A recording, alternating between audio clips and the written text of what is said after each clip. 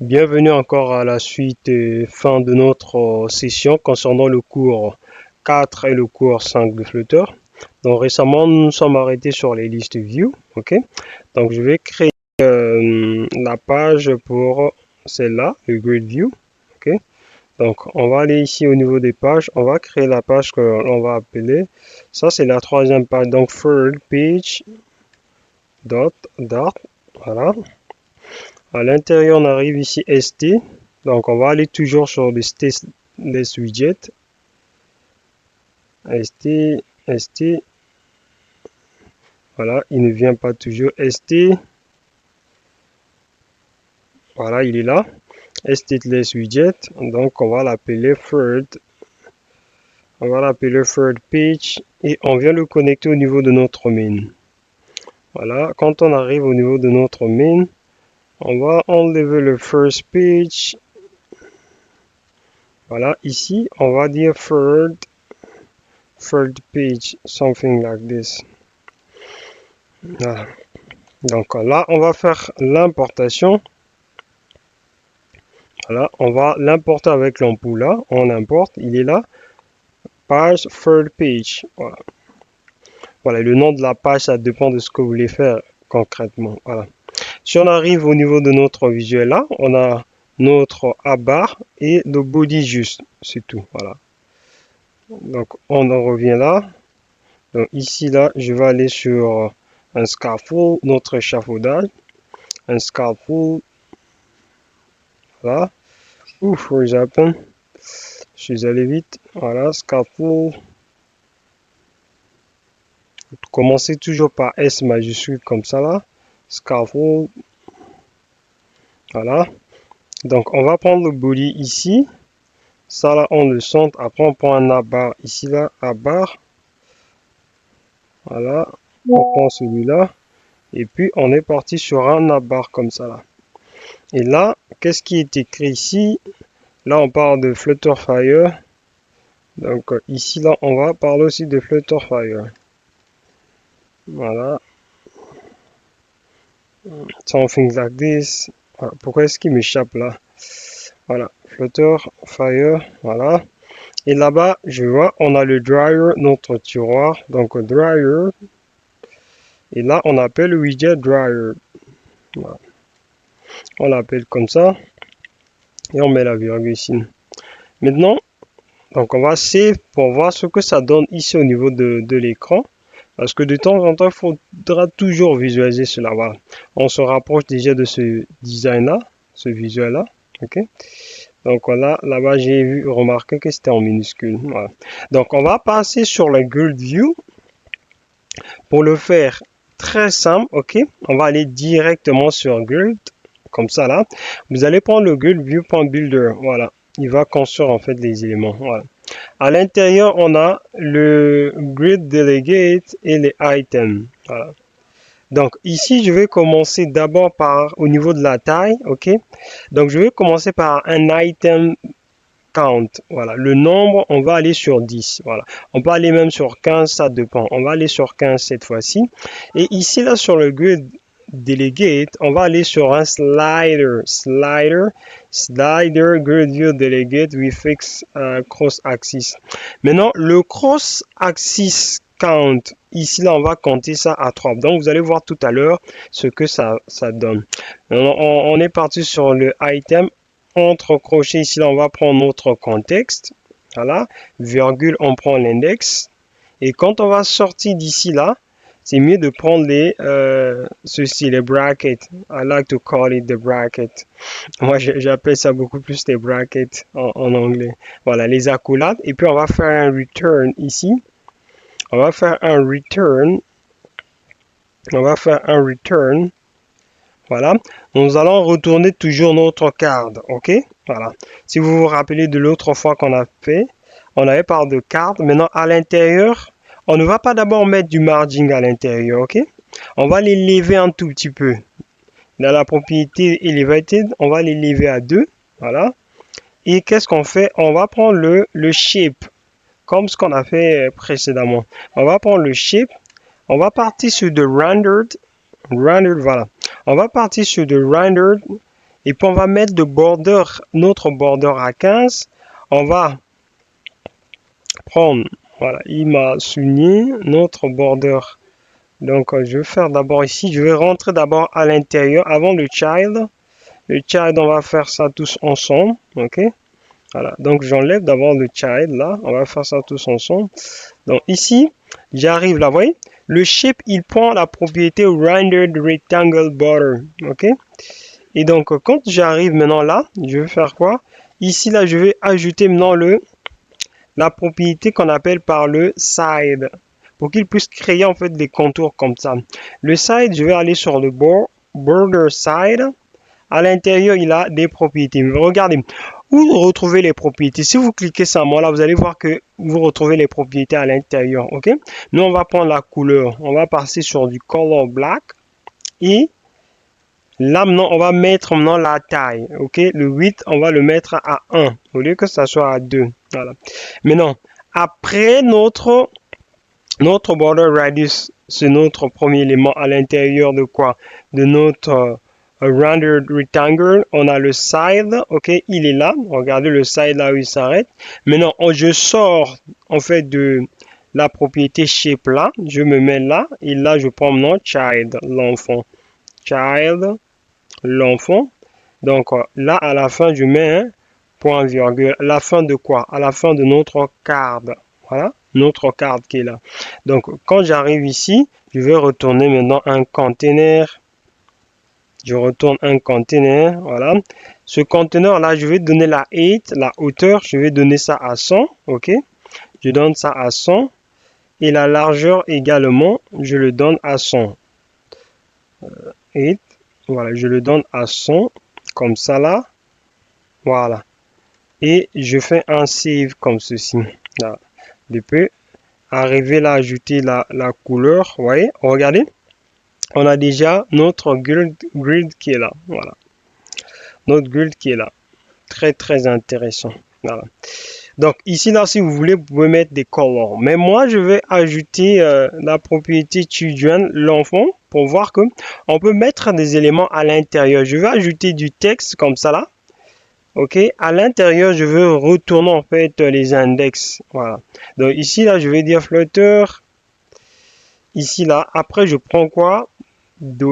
Index pour prendre les index Flutter index comme ceci. Voilà.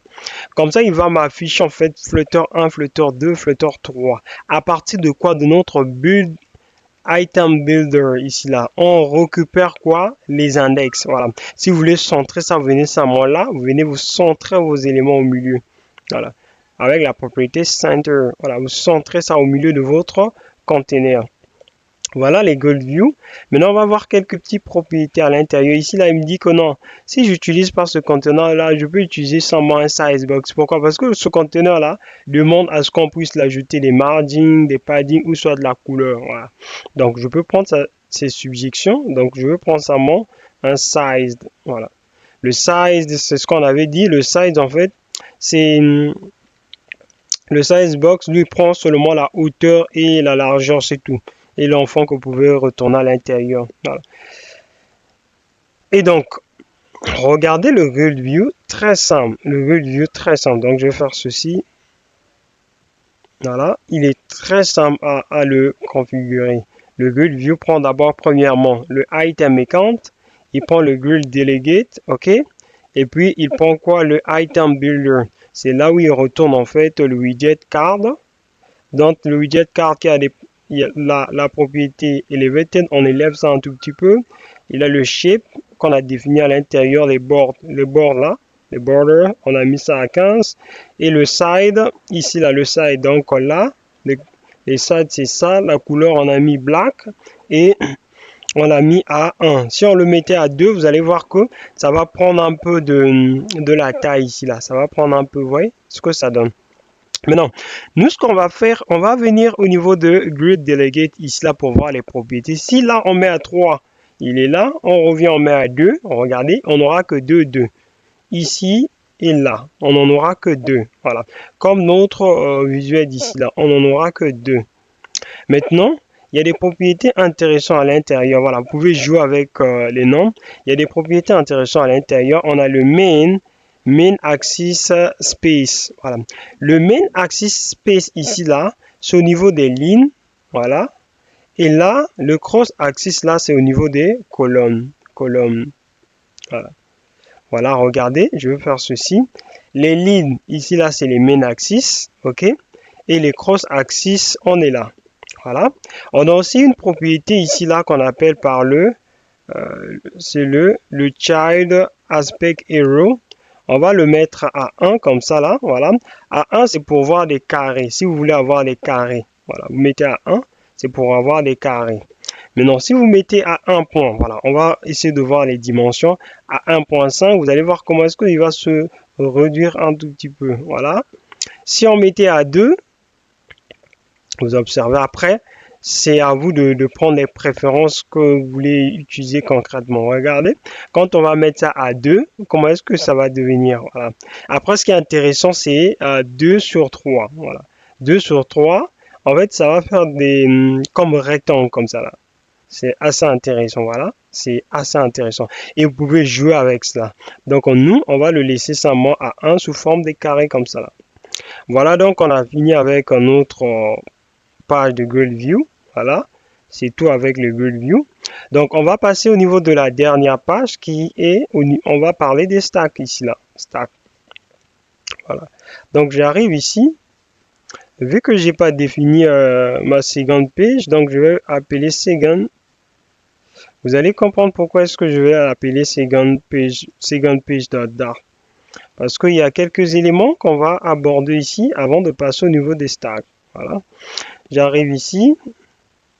Donc, second page, je suis là, ST, j'attends. Voilà, il me suggère stateless widget. Voilà.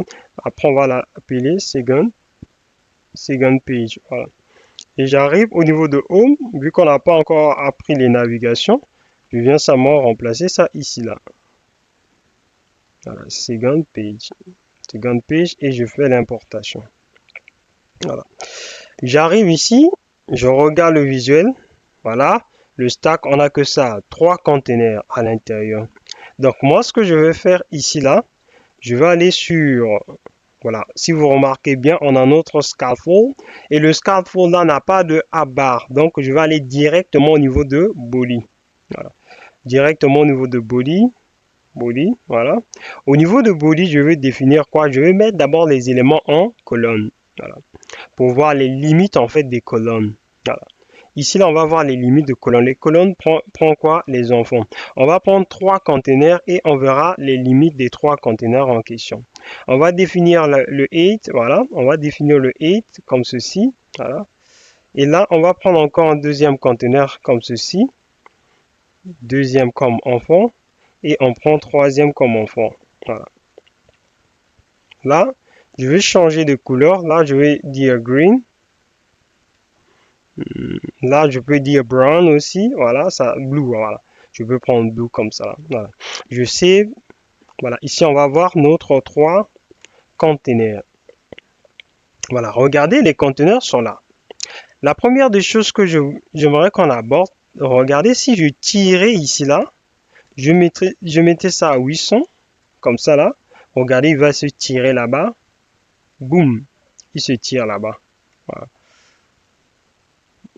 Donc là, à 800, je le tire là-bas. Je peux le tirer encore à 1000 comme ceci, voilà, qui se tire encore là-bas. Ok. Quand je le tire à 1000, il est arrivé. Ok, pas de quoi. Donc maintenant, au niveau de la hauteur ici, au niveau de la hauteur, je vais aller sur 300 et celui-là, je vais aller sur 700. Je le tire comme ça. Là, je vais aller sur du 300 comme ça. Je sais. Voilà, regardez ce qui se passe ici, là, à ce niveau-là. Si vous observez en fait ceci, ça veut dire que vous avez des problèmes au niveau de votre interface. Voilà. Si je viens sur mon console, notre console ici, je vais me rendre compte qu'on m'a suggéré des erreurs ici. Regardez, en rouge. Voilà. À chaque fois que vous aurez des erreurs, ça va s'afficher en fait là. En montrant, en fait, vous avez mal disposé les enfants, les parents de quelque chose. Regardez, le child, parents, on parle beaucoup plus de parents et l'enfant. Ça veut dire quoi? On a des limites au niveau de notre colonne ici là. Ça peut être de manière horizontale tout comme de manière comment verticale. Donc c'est en ce moment que ça devient intéressant déjà pour pallier à ce problème là. On peut le wrap ça avec le widget qu'on appelle par le single child scroll view. Voilà. On va appeler un single child scroll view. C'est lui maintenant qui va contrôler les scrolls. N'oubliez pas, l'autre fois on avait dit que notre colonne a des limites au niveau de scroll parce qu'il ne gère pas en fait les scrolls. Voilà. Lui en fait le grand problème, il ne gère pas en fait les scrolls. Regardez, là maintenant ça peut se scroller comme ceci. Voilà, ça peut scroller comme ceci. Voilà, là ça passe. Pourquoi? Parce qu'on a ajouté le single child scroll view. Maintenant, si vous ne faites pas ça, vous pouvez faire quoi? Si vous ne faites pas ça, vous pouvez utiliser le widget expanded. Ça veut dire que c'est un widget qui va s'étendre sur toute la partie restante. Regardez, je vais remettre d'abord là lorsqu'on avait l'erreur. Voilà. Si je laisse comme ça là, voilà, j'ai l'erreur. Si je mettais maintenant un expanded ici là, expanded, le wrap avec un expanded, vous allez voir que l'expanded va faire en sorte que ça puisse disparaître. Pourquoi? Parce que l'expanded va occuper toute la partie qui reste là-bas. Voilà. L'expanded, lui, son rôle, c'est d'occuper toute la partie restante de votre page. Voilà un peu voilà, les expanded. Comment utiliser les expanded? C'est beaucoup plus. C'est un widget qui occupe toute la partie qui reste en fait. Voilà. Voilà, c'est ce que je voulais vous montrer un tout petit peu. Voilà. Donc, ce qu'on va faire ici, là, je veux remettre maintenant là. Ici, là, on va aller sur du 200 comme ça, là. Voilà. On va aller sur du 200. Le expanded, là, on n'en a pas besoin, donc je vais l'enlever. Voilà, pour parler des widgets stack. Voilà. Et celui-là, je veux le mettre à 80, comme ceci. Et celui-là, je le mets à... Je peux le laisser à 100 pour l'instant. Après, on va voir comment l'utiliser concrètement. Voilà, on a quelque chose de comme ça là. Ici, je dois le mettre à 300. Ok, voilà. Maintenant, je vais prendre tout. Je peux centrer si je veux. Hein. Voilà, je centre ça au milieu. Comme ça, on va bien visualiser cela au milieu. Voilà, je centre ça au milieu. Voilà. Maintenant, regardez ce qui va se passer en fait ici là. En fait, ici, on a un petit problème là. On veut superposer les éléments, mais avec notre colonne là, on ne peut pas le faire en fait. Lui n'arrive pas à superposer les éléments. Donc, en ce moment-là, on va utiliser le widget qu'on appelle par stack. On utilise le widget qu'on appelle par stack. Voilà. Le widget stack permet de faire quoi? De superposer les éléments. Voilà, je save, je sauvegarde. Maintenant, regardez ce qui se passe ici. Quand je fais ça, en fait, il mélange les trois éléments. Ça veut dire que ça là, ça devient ce qu'on appelle par l'arrière-plan. Arrière-plan. Arrière-plan. Voilà. Ça devient ce qu'on appelle par l'arrière-plan, le premier élément. En fait, c'est quoi? Quand vous allez définir les widgets là, le stack de manière automatique le considère comme arrière-plan. Maintenant, regardez ce qui est intéressant maintenant ici, c'est de superposer les éléments. Voilà, on va superposer les éléments. On revient ici là, revoir. On avait ce red là et du amber de l'autre côté là-bas. Donc ici là, je vais dire que ici on a du plus petit, c'est celui-là. Donc on va l'appeler du amber. Et ici là, on va l'appeler plutôt du red. Voilà. Si je ne me trompe pas, l'autre c'était du green. Voilà. L'autre c'est du green. Voilà. Le parent, je le mets en green. Voilà, je save. Donc là, on met d'abord les couleurs et on va maintenant travailler pour superposer ces éléments en question. Voilà. Maintenant, comment faire pour superposer? Ça là, lui devient en fait ce qu'on appelle par notre parent. Okay. Maintenant, celui-là, on va le superposer. Pour le superposer, vous mettez là, prenez l'ampoule. Vous allez le wrap avec center. Maintenant, nous, on va pas utiliser plutôt center. On va utiliser position. Donc, position, ça veut dire que vous voulez positionner en fait cela. Vous voulez positionner cela. Maintenant, regardez. Pour positionner, vous avez ce qu'on appelle par le top, le right, the bottom et the left. Voilà, le top ici là, par exemple, on veut le mettre à 50. Ok. Maintenant, au niveau de left, voilà. Donc ici là, il faudra toujours prendre le haut et les côtés. Donc soit vous prenez top ou soit vous prenez bottom, mais vous ajoutez entre left ou right. Voilà, on le met comme ceci. Ah, le rouge n'était pas là, le rouge en bas en fait. Voilà. Donc lui, il doit aller sur le bottom. Voilà, lui va aller sur le bottom, en bas, bottom. Et quand on arrive, voilà, on save déjà. Et l'autre, c'est lui qui va aller sur le top. Donc là aussi, je fais pareil. Je fais comme ceci. Je vais aller sur du center. Voilà. Si vous voyez que ici, là, ça marche pas. Pourquoi? Parce que moi, je n'ai pas mis ça en négatif, en fait. Il faudra que je mette ça en négatif pour que ça puisse marcher. Donc, ici, je vais dire position. Position. OK. Voilà. Position comme ça, là. Et donc, ici, là, je vais mettre le top. Je mets à 50. Non, ici, je veux le mettre à 20, comme ça, là, moins 20. Voilà. Ne vous inquiétez pas, tout à l'heure, on va arranger ça. Et le right aussi, je le fais sortir un tout petit peu là-bas. Voilà. Regardez maintenant ce qui se passe. En fait, ici, on a nos éléments. L'autre, je l'ai mis de l'autre côté. L'autre, je l'ai mis ici, là. Maintenant, là, il faudra que je le fasse sortir aussi pour respecter notre design là-bas. On va aller sur du 30. Ouf, on va aller sur du 30. Voilà, on va aller sur du 30, je pense que c'est ça. Et là aussi, on va aller sur du 30. Voilà, sur du 30, something like this. Voilà, voilà. Je sauvegarde. Ouh, ça manque la virgule là. Ok, je sauvegarde. Voilà. Regardez maintenant, en fait, jusqu'à là, ça marche.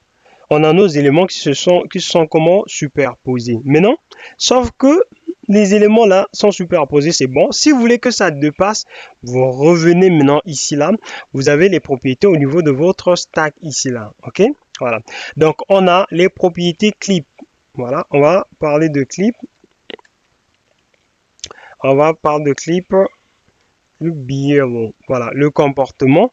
Si je mets comme ça la non, ça veut dire que si vous allez sur non, c'est pour que ça soit visible. Vous voyez? Non, c'est pour que ça soit visible. Maintenant, si vous voulez vous passez sur du, par exemple, il a bloqué en fait mon, voilà, je vais faire comme ça là. Il a bloqué,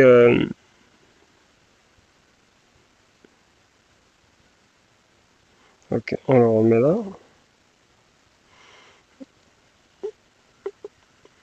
On va le tirer encore un tout petit peu là. Voilà. C'est mon clavier qui est bloqué. Voilà. Ok. Ça dérange pas. Voilà. On était où? Le la provient. Ok. Donc là, je remets ma virgule ici là. Je save. Voilà. Vous voyez? Si vous allez sur du non, ça veut dire que là, les éléments seront visibles. Maintenant, ici, ce que je veux faire, je vais hacher ça. En fait, si je veux cacher ça, je vais sur de RH. Voilà. Comme ça là, vous allez cacher en fait les éléments. Voilà, si je fais comme ça, vous voyez, j'ai caché en fait les éléments. Donc, on va aller sur du nom. Du nom, c'est intéressant. Nom, pour le laisser comme un autre visuel là-bas. Donc, on va aller sur du nom.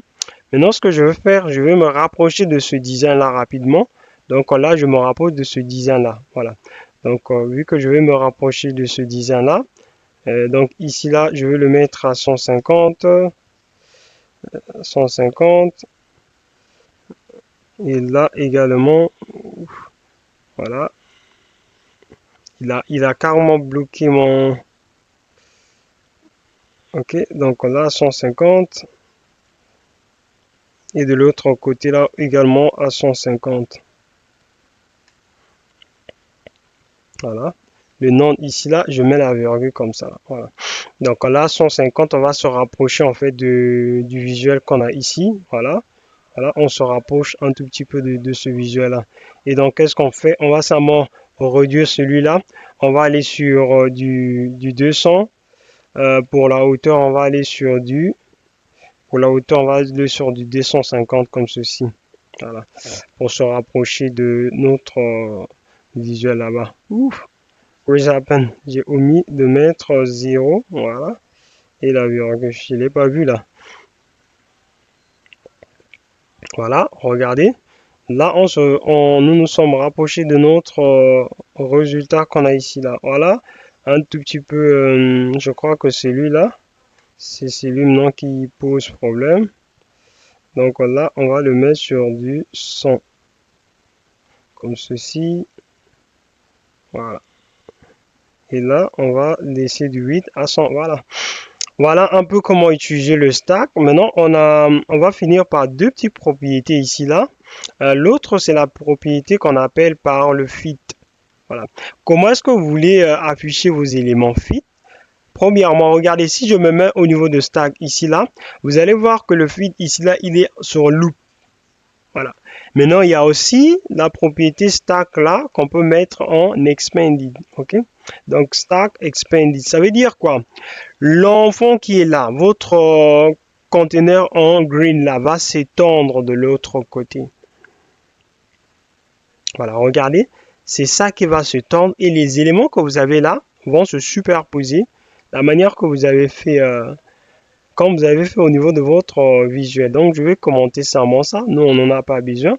Et là, il faudra faire attention avec les éléments que vous utilisez à l'intérieur. Regardez, si je fais ça, CTRL X, je viens le mettre par ici, même là, au fond. Je le place là. Regardez, il lui va considérer en fait l'arrière-plan qu'on a défini. Pourquoi? Parce que lui, il sait que les deux widgets là sont des widgets qu'on a positionnés et le widget que vous n'avez pas mis position là, lui, il l'utilise comme arrière-plan. Donc, peu importe que je viens le mettre à la fin ici là, lui va le considérer comme parent des autres widgets. Vous voyez? Donc, ce qui a changé, c'est juste la disposition. Voilà. Ce qui a changé, c'est juste la disposition, mais c'est lui le parent. C'est à partir de lui qu'on superpose des éléments. Voilà. Ça, il faudra maîtriser tout ça. Si je mets ça au milieu, voilà, on superpose ces éléments-là. Donc, le red ici, là, il est en dessous. Et notre conteneur, là, il est là. Et le Hello Amber, là, il est comme ceci. Donc, voilà un peu, nous sommes arrivés à la fin de notre session d'aujourd'hui. Voilà, c'était le Duc. À nous revoir. À plus.